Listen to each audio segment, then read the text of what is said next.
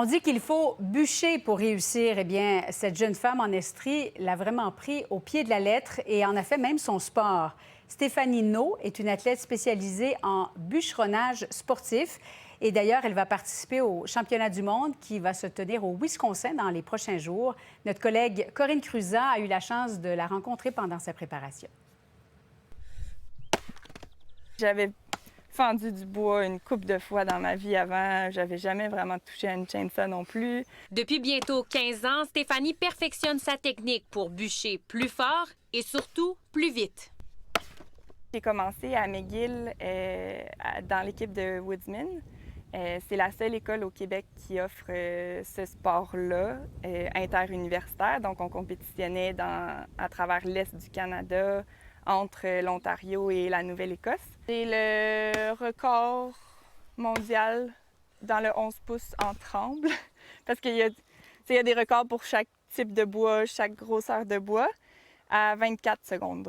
Et pour continuer d'exceller dans son sport, Stéphanie a besoin d'outils et de bois de qualité. Bien, c'est quand même un défi aussi de trouver du bois pour pouvoir s'entraîner. Ça prend du bois frais, ça prend des essences de bois mou, donc c'est principalement du tremble ou du pin blanc.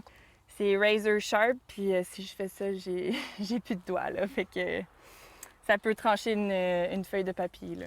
J'ai justement coupé mon soulier, mais j'avais mes cottes de maille. Fait que c'est ce qui justifie de toujours les porter, peu importe. J'aimerais savoir ce que ça prend comme qualité et caractéristiques pour se démarquer dans le bûcheronnage sportif.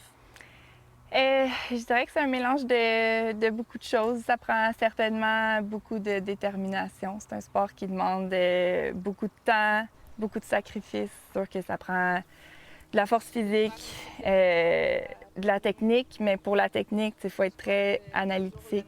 Je ferais pas ça si ça m'apportait rien de couper du bois. Et de la détermination, Stéphanie en aura besoin puisqu'elle prendra part cet été à une douzaine de compétitions.